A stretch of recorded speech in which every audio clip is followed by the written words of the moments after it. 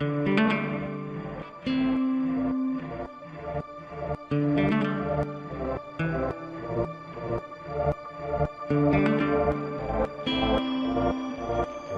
to Dig, a history podcast.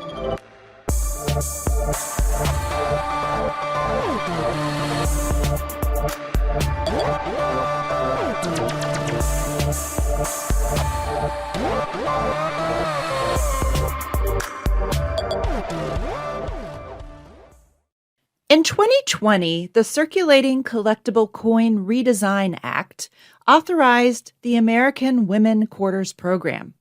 This 4-year program celebrates the accomplishments and contributions made by women of the United States. Beginning in 2022 and continuing through 2025, the U.S. Mint is issuing up to 5 new reverse designs each year for a total of 20 designs. One woman will be honored on each coin, selected for her outstanding contributions to the United States. The obverse of each coin will maintain a likeness of George Washington, but it's different than the design that we are used to seeing. This portrait of George Washington was originally composed and sculpted by Laura Garden Frazier to mark George Washington's 200th birthday. This year, 2022, the first 5 quarters are being released with representations of Maya Angelou, writer, performer, and social activist, Sally Ride, the physicist and first American woman in space, Wilma Mankiller, activist and first woman elected principal chief of the Cherokee Nation, Anna May Wong, first Chinese film star in Hollywood, and Nina Otero-Warren, the Hispanic New Mexican suffragist and reformer. Today, we're going to explore Nina Otero-Warren's life in New Mexico during the early 20th century. She was a member of the Hispanic, commonly known as Hispano-Hispana elite of New Mexico, and she fought for women's suffrage and rights for Spanish speakers in New Mexico.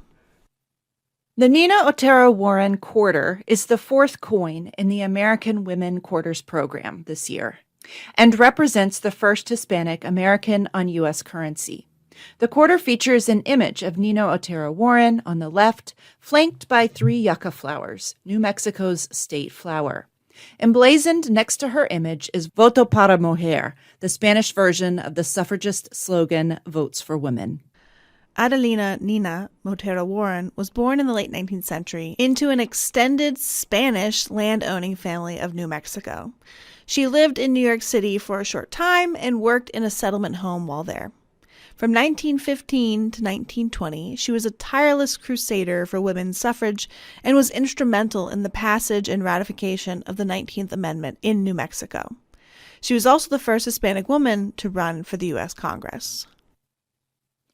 Otero-Warren's life shows how traditional Hispano-New Mexican culture and modern American culture and institutions intersected in the early to mid-20th century.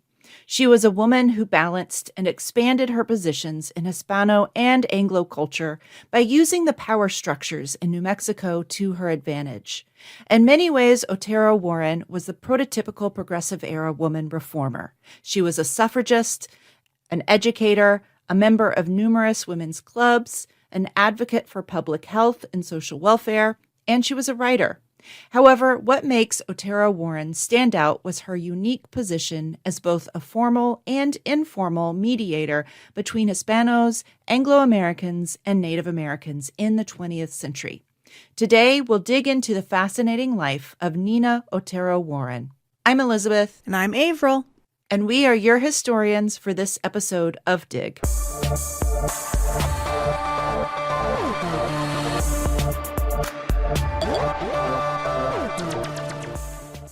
We want to thank all of our Patreon supporters, and especially our fabulous auger and excavator level patrons.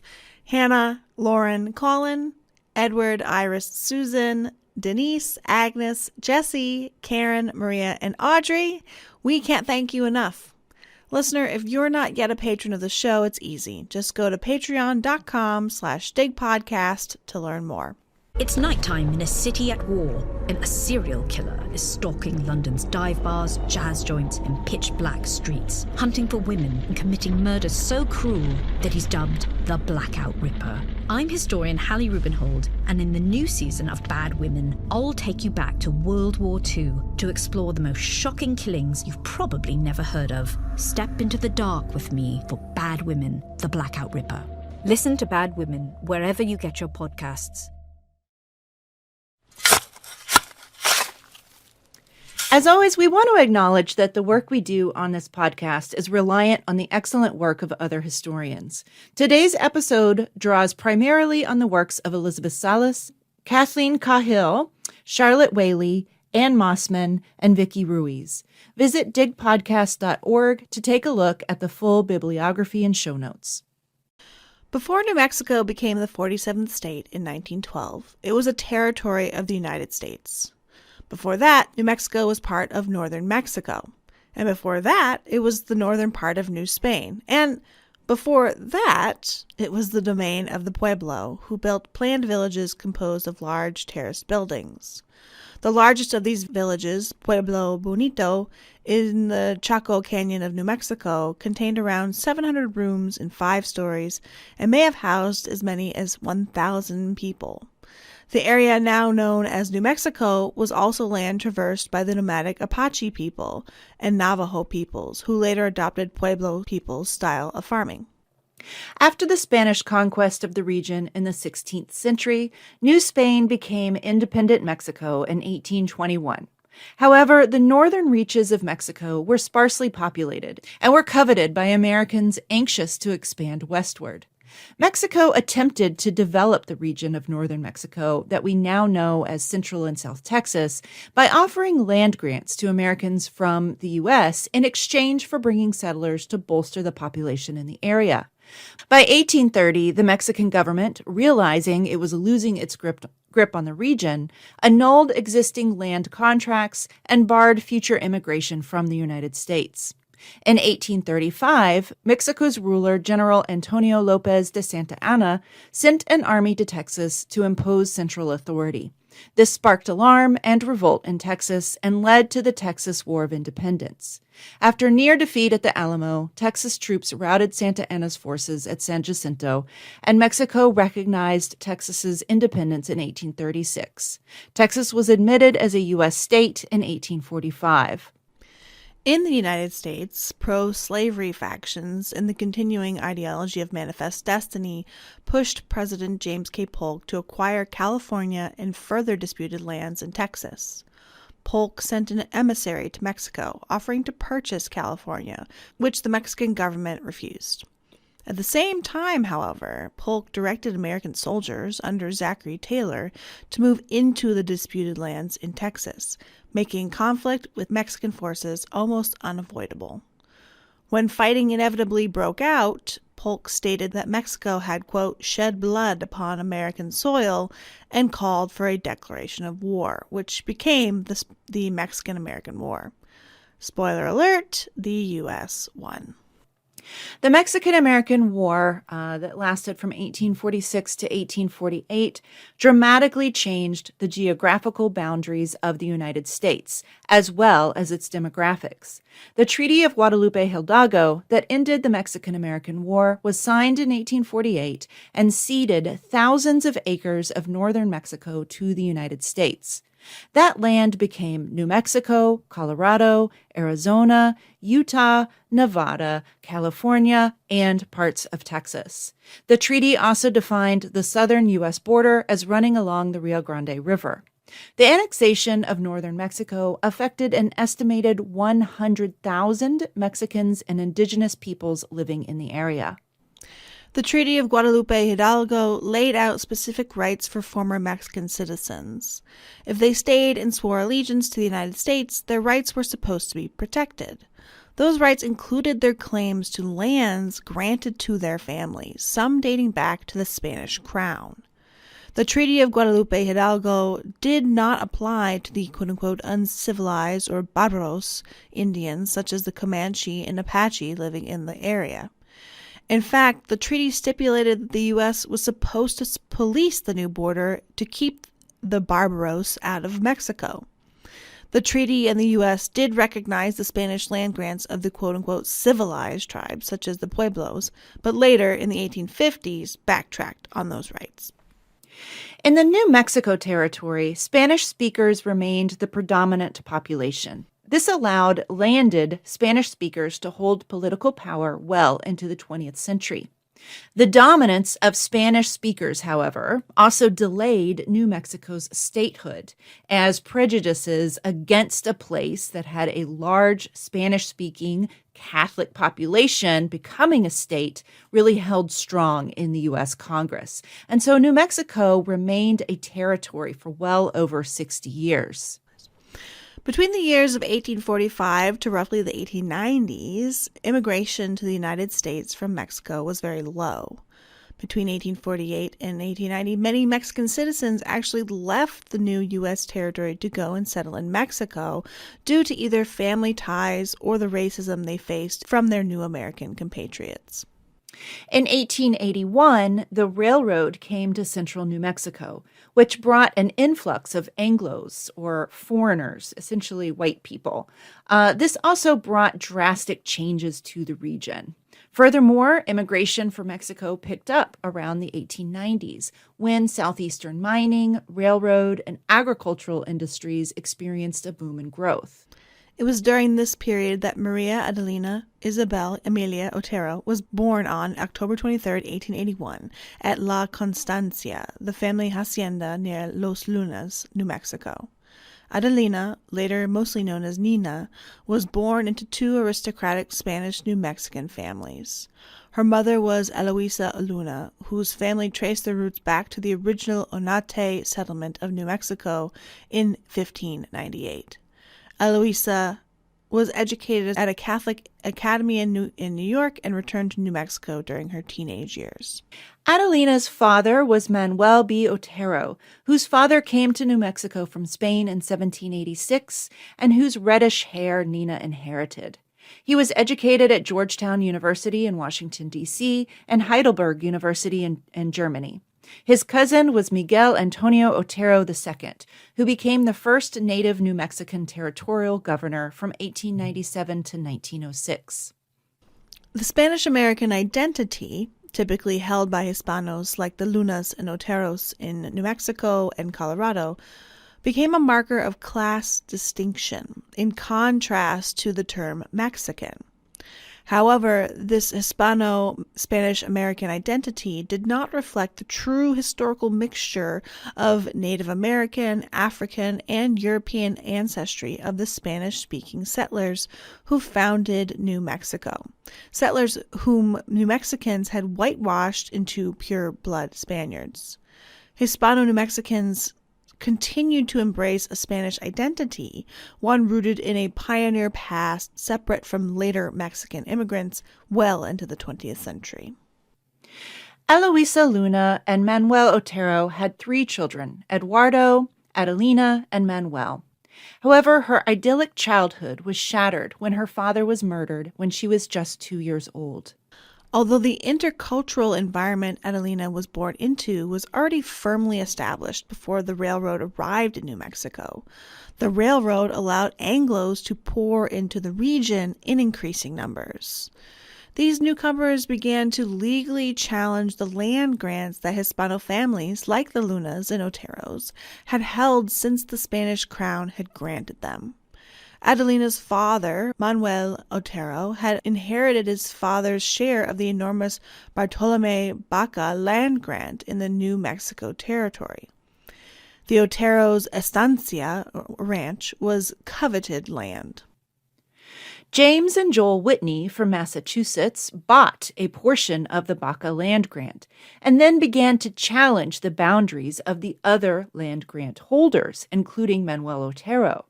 In 1883, James Whitney and a group of men arrived on the Otero Ranch and ran the Otero overseer out of the ranch house.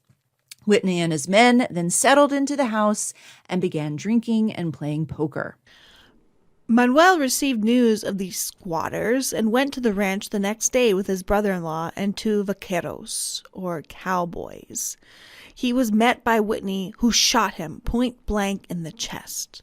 Manuel's men shot Whitney 3 times, but he survived. Manuel was not so lucky, and he died.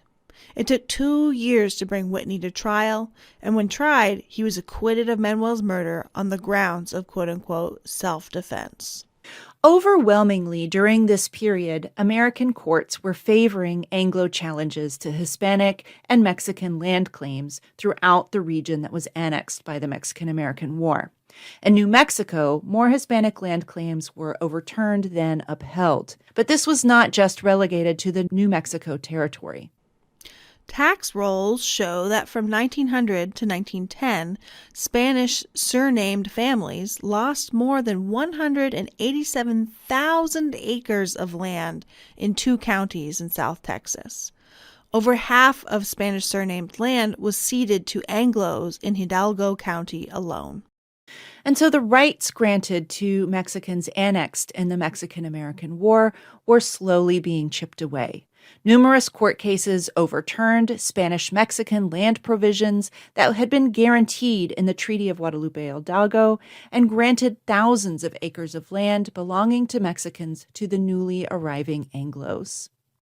Nina's mother, Eloisa, soon remarried Alfred Maurice A.M. Berger, who was from England. His family was originally from France by way of Italy and probably of Jewish heritage. Berger highlights both the intercultural mixture of people in the New Mexico territory as well as the heterogeneity of the group known as Anglo in the Southwest. Berger arrived in New Mexico in 1880, and he had worked in various business enterprises.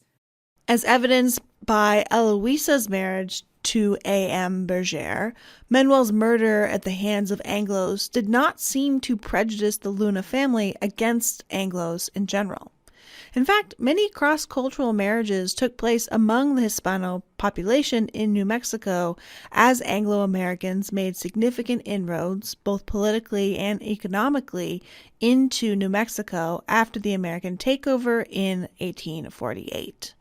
The Lunas and other elite Hispano families had economic and political reasons to form connections with the Anglos.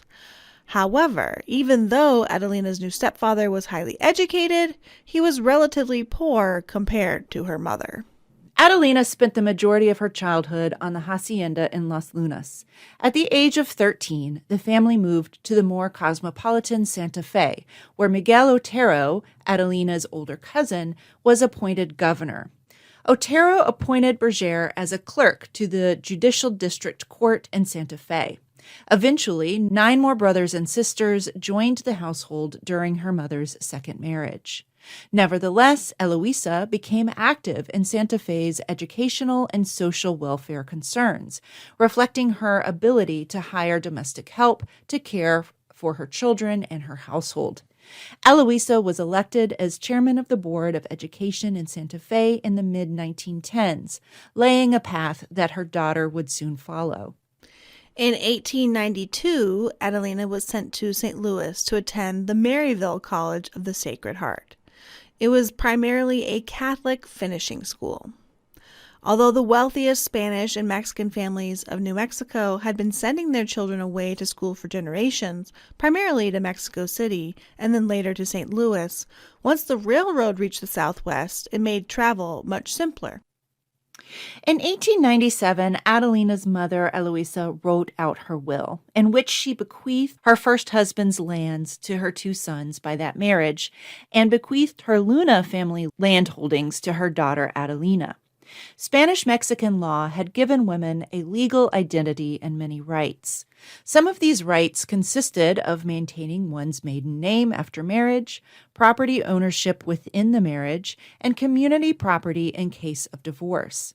Hispanos could buy and sell crops, animals, and material goods, as well as operate stores, enter into contracts, and file lawsuits in court as well as testify.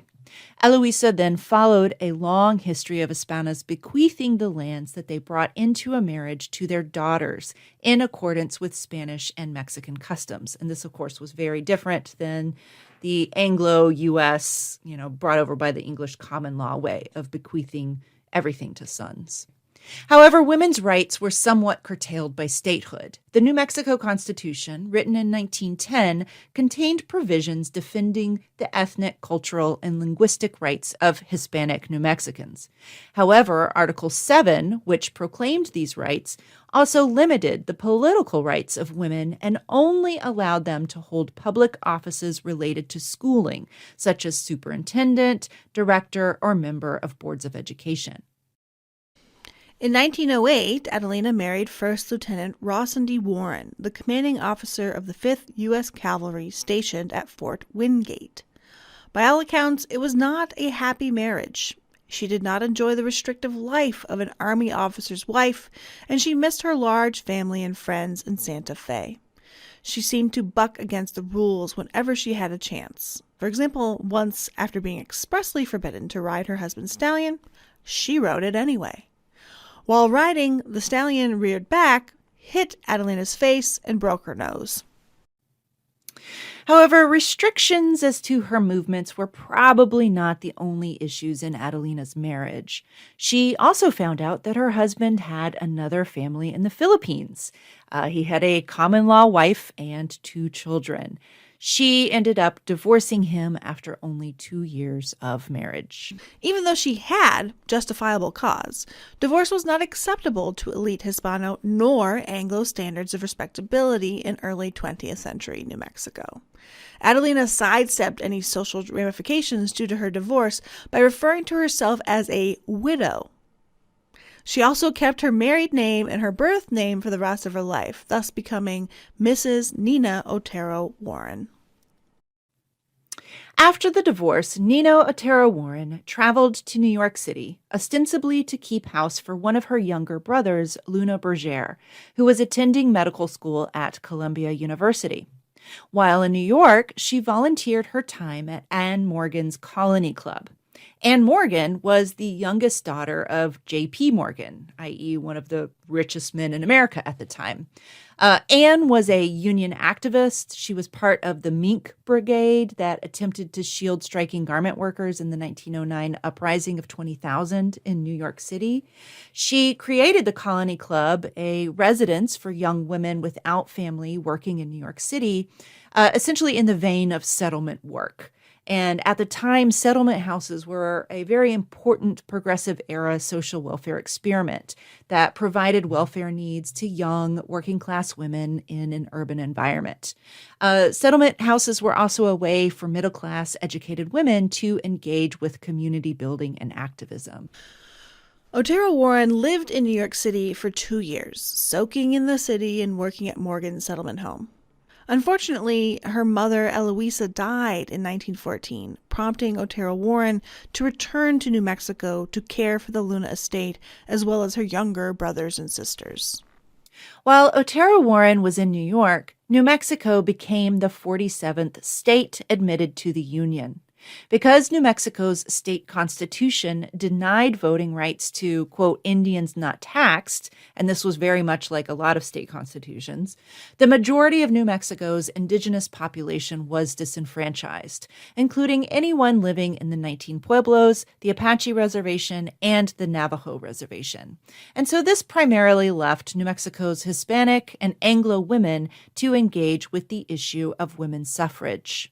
Across the nation, the National American Woman Suffrage Association, or NASA, were working to convince male state legislatures to amend their state constitutions and allow women to vote. Because of the high threshold the New Mexico Constitution had for any amendments to the Constitution, it was nearly impossible to move the state to the suffrage column. So the NASA strategy of gaining women's suffrage state by state was not a viable option for New Mexico. And for more information about this period of suffrage, you can dive into a few episodes that we've already produced that will be linked in the show notes on the blog. Since changing the state constitution was practically out of the question, radical reformer Alice Paul's organization, the Congressional Union, or CU, with its focus on a national constitution amendment, held more promise for New Mexico's women than the NAUSA state-by-state plan. CU organizers started working in New Mexico in 1914, and they tapped into existing networks consisting of primarily Anglo women, such as the state's Women's Christian Temperance Union. However, Hispanos, for the most part, were not members of the Protestant WCTU, and so the CU quickly realized that if they wanted to organize New Mexico, they needed Hispana women on their side. Educated, bilingual Hispanic women like Otero-Warren were integral in leading suffrage work in former Mexican territories like New Mexico. In 1916, the CU organized a statewide convention to establish an official New Mexican branch of the CU, adopt a constitution, and elect state officers. Although Hispanos were highly visible at the conference, the majority of officers elected to the CU branch were Anglo women. However, Otero-Warren was elected vice chair of the organization. And then the following year, in 1917, when Sarah Reynolds stepped down as chair, Alice Paul personally tapped Otero-Warren to take the position of state chair. Hispanas, such as Mona Baca, who sold suffrage pins, and Aurora Lucero, who solicited subscriptions to the CU magazine The Suffragist, were deeply involved in the conference. Otero-Warren's sisters Dolores and Rosina Berger worked as ushers at the event. Otero-Warren and these four women, and many others like them, were proud of their Spanish heritage and reminded others of their descent from conquistadors. According to historian Kathleen Cahill, just as Anglo Americans celebrated their ties to the American Revolution and to the daughters of the Confederacy, Spanish-speaking women like Otero-Warren retorted to the claim that Anglos were the only true Americans by insisting that their ancestors had also come from Europe and helped to settle the continent, a vision that rested on the dispossession of native peoples. 1917 was a momentous year for Otero-Warren. In addition to becoming chair of the New Mexico CU, she was also appointed interim superintendent of Santa Fe's public schools. The next year, 1918, she ran for election for the position and won. She held this position for 12 years until 1929. In her capacity as superintendent, she advocated for Spanish and English bilingual education and believed that public school curricula for New Mexico needed to incorporate the ethnic cultures and languages of the region. She particularly wanted to emphasize Spanish literacy and traditional artisan training such as weaving and tin metalwork. During World War I, she actively participated with women around the state in the Red Cross and the National Catholic War Council. She also joined the executive board of the New Mexico Federation of Women's Clubs and led the organization in planning its legislative program, which ended up focusing on the welfare of delinquent girls and the care of children. In 1919, Governor Octaviano A. Larrazzolo appointed her to the State Board of Health, and she was promptly elected its chair. She was then appointed to the State Board of Public Welfare and was again elected as chair of that board, too. Meanwhile, the 19th Amendment was making its way through Congress. On June 4th, 1919, the Senate finally passed the amendment, which then sent the amendment to the states for ratification. Otero-Warren and 5 Anglo women made up the New Mexico State Committee for Ratification of the amendment. They sent letters to every member of the state legislature urging ratification. However, as the special session for ratification opened, passage was not a done deal. Rumors spread that Democrats in the legislature were responsible for the resistance to ratification, but there were some Republicans who were backing away too. An ad was placed in the Santa Fe New Mexican newspaper reminding Republican legislatures of their pledge to approve the amendment. The ad alleged the Republicans in the state would become a, quote, howling joke if they aligned themselves with Southerners who were against suffrage because it would grant African American women the right to vote. However, the ad did not chastise legislators in the spirit of universal social justice, but instead asked, quote, "Is the opposition afraid to give the ballot to the 100 or 2 Negro women resident in New Mexico? Or does it class all the womanhood of New Mexico on a par with the Negro woman of the South?" The ad went on to say that if Republicans didn't ratify, they would be, quote, "slapping the face of the splendid women of New Mexico." And so presumably Anglo and Hispana were the only, quote unquote, women of New Mexico in this ad. Diving headfirst into partisan politics, Otero-Warren, whose family had long been Republican Party leaders, served as chair of the Women's Division of the Republican State Committee.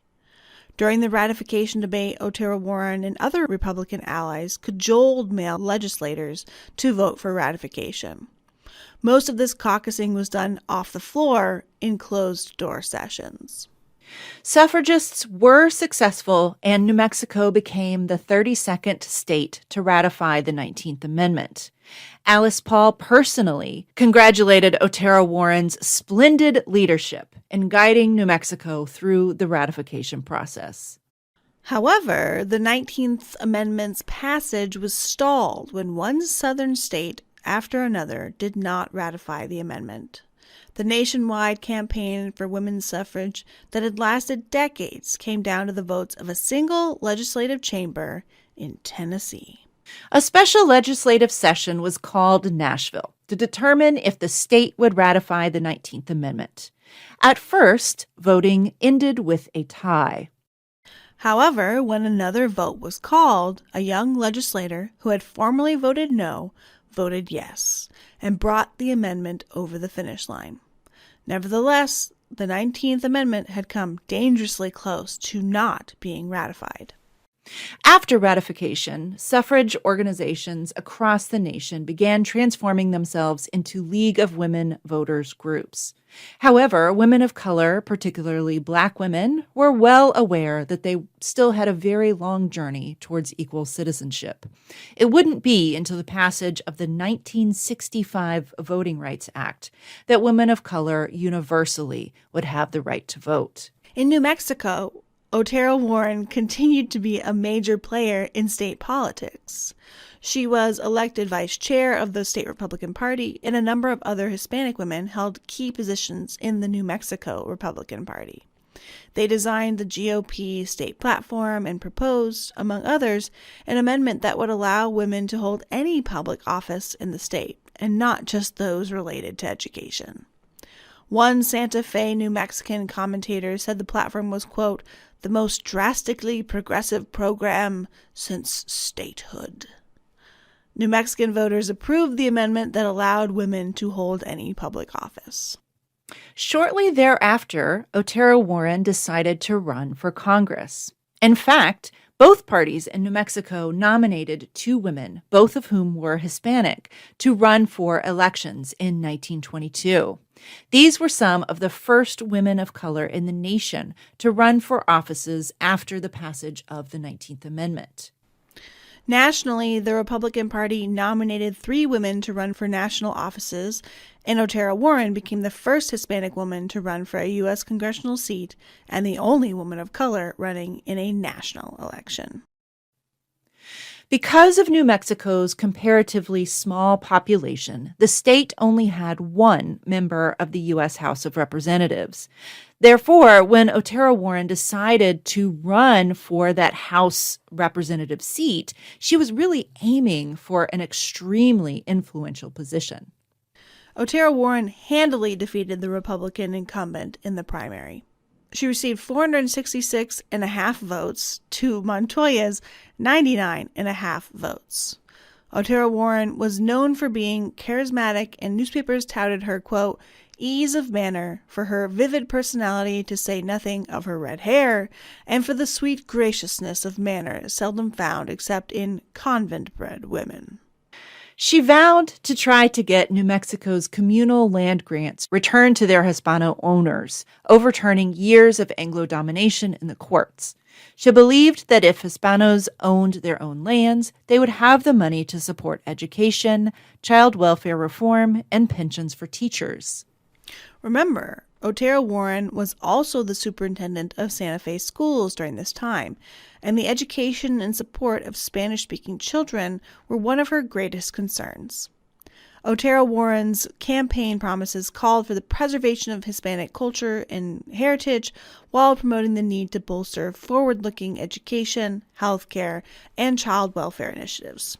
She was insistent that election literature was printed in both Spanish and English. According to historian Elizabeth Salas, Otero-Warren emphasized her Hispano heritage when she spoke in Spanish to New Mexicans. She called herself a native daughter, reminding voters that Hispanos were the earliest settlers of New Mexico.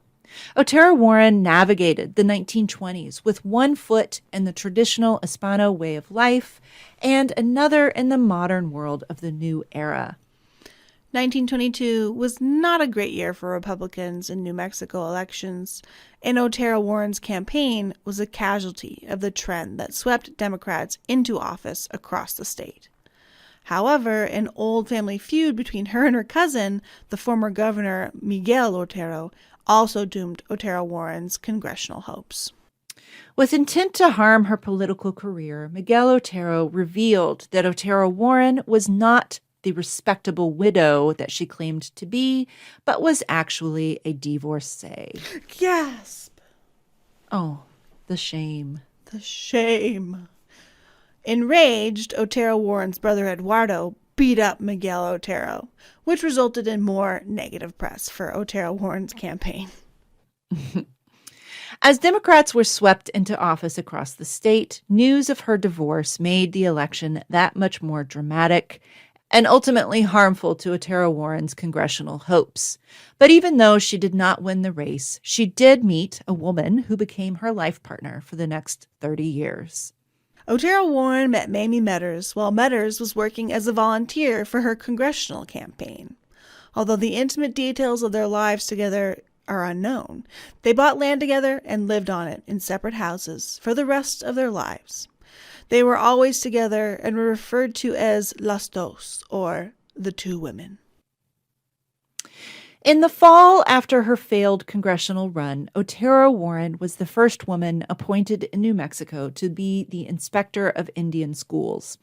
These schools were part of the American colonial system that took indigenous children away from their homes in the attempt to assimilate them into American society.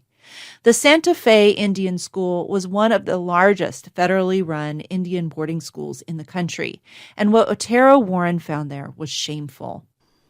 The school was severely overcrowded, with children sharing towels, toothbrushes, and beds.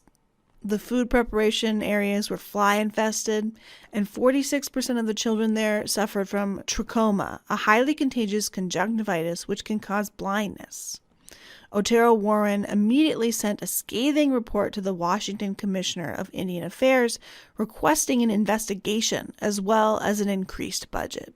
Even though the conditions of the school were deplorable, Otero-Warren fully supported the goal of assimilation for indigenous people, even while she argued that Native students should be taught to appreciate their history and traditions. She also maintained that Christianity should be part of their schooling. According to Kathleen Cahill, Otero-Warren approached Native people in New Mexico with a paternalism that she often exhibited towards poor Hispanics in the state, emphasizing their ignorance, especially women, who only needed to be shown the right way to do things for the community to prosper. She also believed that the Spanish conquest of New Mexico had been positive for Native people, claiming that Spain's was the most comprehensive, humane, and effective Indian policy ever framed. So even after kind of believing all that, in speeches about Native American education, Otero-Warren still emphasized the, quote, Indians are not a vanishing race, as many suppose.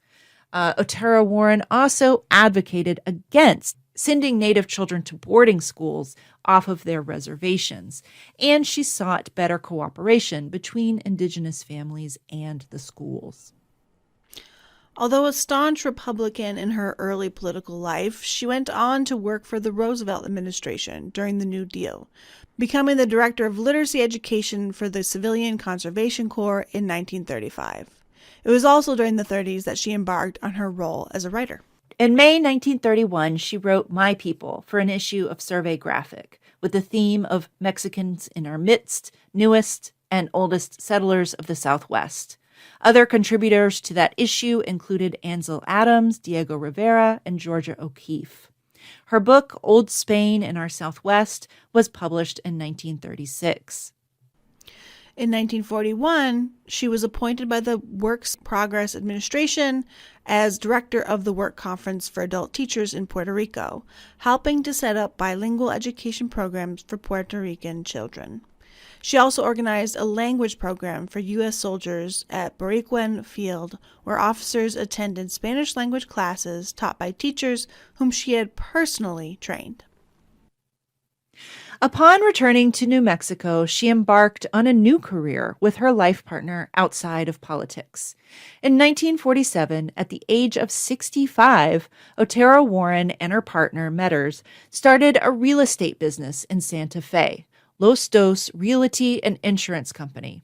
Metters wrote insurance policies, while Otero-Warren sold homes. And by all accounts, they were very successful. In 1951, Mamie Metters died, leaving Otero-Warren grief-stricken. She continued their Los Dos business, working up until the day she died in 1965.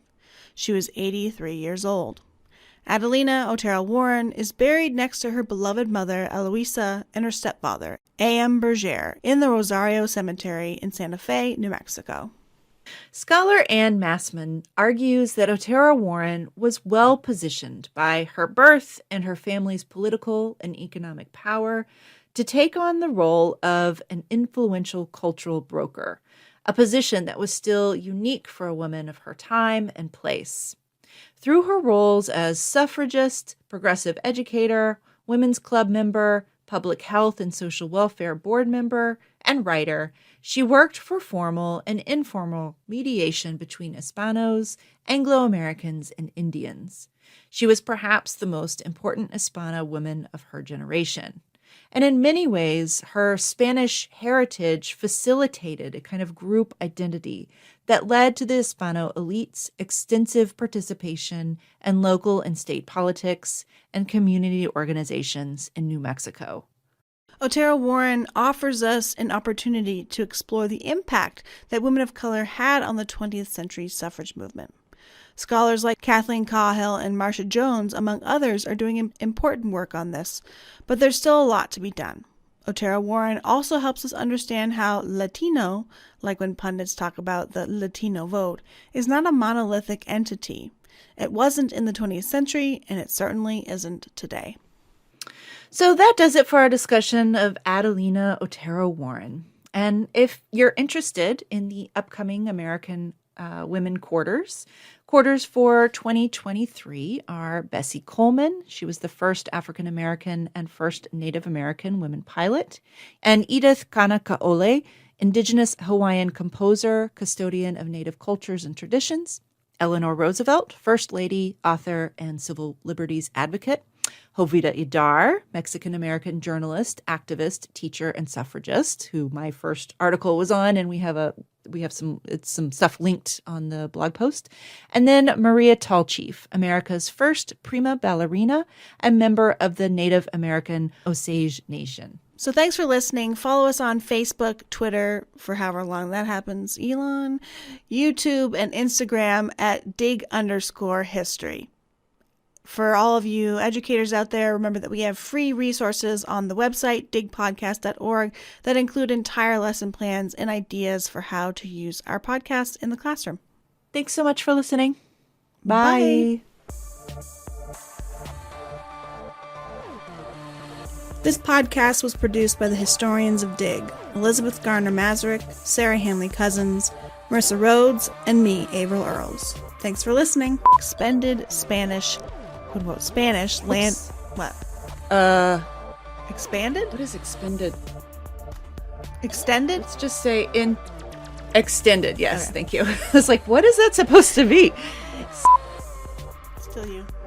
Oh, it shouldn't be. Sorry. La Razzolo? Sure. La Razzolo. No, I can't do it twice. La Razzolo, Alfred Maurice, A.M. Bergere. I mean, I would say Bergere, Okay. but I don't know. I don't know, actually. I don't know if I should be the one. I don't know if I should be the one saying it. Huh? He was from England, so how would you say it if he's from England? I'd probably still say it French because of the Normans, but we can say Bergere. No, I honestly, I think we should go with what you say. That's fine. I'm just making that up though. Oh my god, I can't reach my keyboard because of this tent. Oh my god. Do you see me how I'm having to like go around it? In New Mexico. Oh, what? Don't fall asleep. I won't fall asleep. I'll just keep yawning. Kathleen Cahill. How would you say that? Cahill? Cahill? I'd say C-A-H-I. Cahill? Cahill's good too. Adelina spent the majority of her childhood on the hacienda in...